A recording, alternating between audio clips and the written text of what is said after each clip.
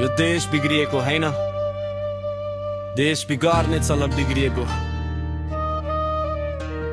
नेता मात्रै बदलिरहे तर नीतिहरू उस्तै, जनताको भरोसा धोइरहे यस्तै।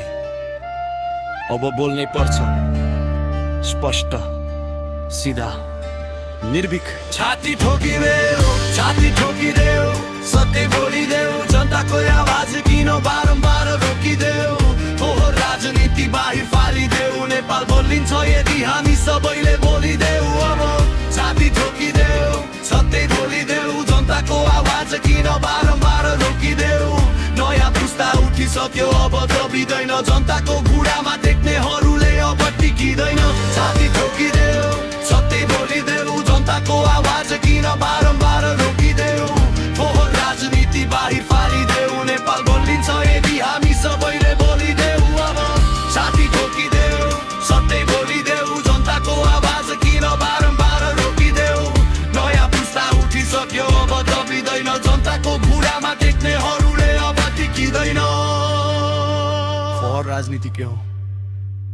जनताको भरोसा खाएर कुर्सी खोज्ने काम, निर्वाचन अगाडि झुटो सपना देखाउने, तर 5 वर्षसम्म एउटा काम नसक्ने नाम।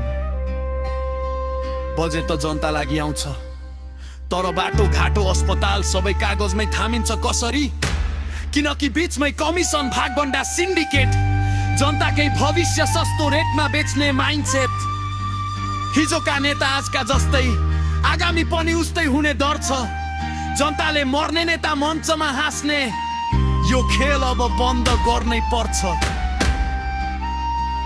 धेरै रोए, धेरै हेरे अब बुझे, चुप बस्नु भनेको अपराधलाई सहयोग गर्नु नै हो। त्यसैले छाती ठोकिदेऊ, सत्य बोलिदेऊ, जनताको आवाज किन बारम्बार रोकिदेऊ। नयाँ पुस्ता उठिसक्यो अब दबिँदैन, जनताको घुँडामा टेक्नेहरूले अब टिकिँदैन। छाती ठोकिदेऊ, सत्य बोलिदेऊ, जनताको आवाज किन बारम्बार रोकिदेऊ। नयाँ पुस्ता उठिसक्यो अब दबिँदैन, जनताको घुँडामा टेक्नेहरूले अब टिकिँदैन। नेताहरू पुरानो खेल पार्टी बदल, गठबन्धन बनाऊ, कुर्सी जोगाऊ, जनताको गुनासो सुन्नै सकिन्न किन? किनकि तिनका कान पैसाले बन्द छन्। पार्टीको भिडन्तमा जनता कहिले जुलुस कहिले लाइनमा, तर नेताहरू एसी रुम गाडी सुरक्षा, जनताको घर पसेर तिनको आइस चलिरहेछ। निर्वाचन आउँदा हामी जनता साथमा भन्छन्, जितेपछि हामी व्यस्त छौँ भन्छन्। जनताले दिनदिनै पर्खिनु पर्छ, तर नेताको चाला केही दिनमा बदलिन्छ। अब चुप बस्ने पुस्ता हैन, यसपालि युवा जागिसके, पढे लेखे बुझ्ने भए, को झुटो हो को साँचो सबै छानेर भए। हामी चुप रह्यौं भने उनीहरू फेरि देशको भविष्य किन बेच गर्छन्? हामी बोल्यौं भने यिनै बित्ताहरू हल्लिन्छन्। ल वर्षौंदेखिको भ्रष्ट प्रणाली फक्किन थाल्छ। युवालाई त पैसा कुर्सी दल चाहिएको हैन, हामीलाई चाहिएको हो देशको सम्मान।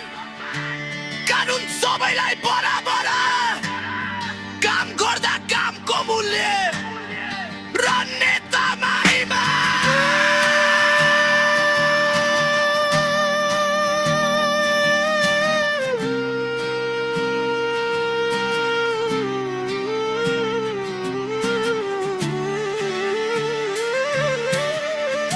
नेपाललाई कसैले रोक्दैन, नेपाललाई कसैले रोक्दैन। रोक्ने हो भने नेताको लोभ रोक्नु पर्छ, जनताको आँसु रोक्नु पर्छ। बेकार बसेका योजनाहरूलाई चलाउनु पर्छ। आमाको सपना छ छोराले यही देशमा राम्रो भविष्य पाओस्। बाबाको सपना छ अर्को पिँढीले विदेश होइन यो देशमै देश बनाओस्। अब देशको कथा कसैले होइन, युवाले लेख्ने बेला छ।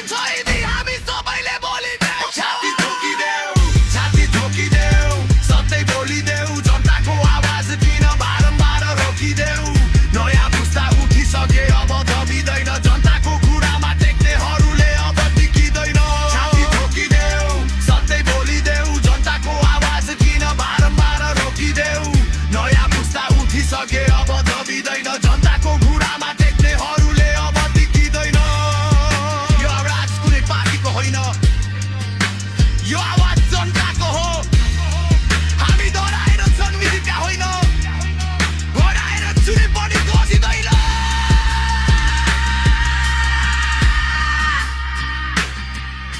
अब छाती थपनेर स्पष्ट सिधा निर्भीक सत्य बोल्ने समय आएको छ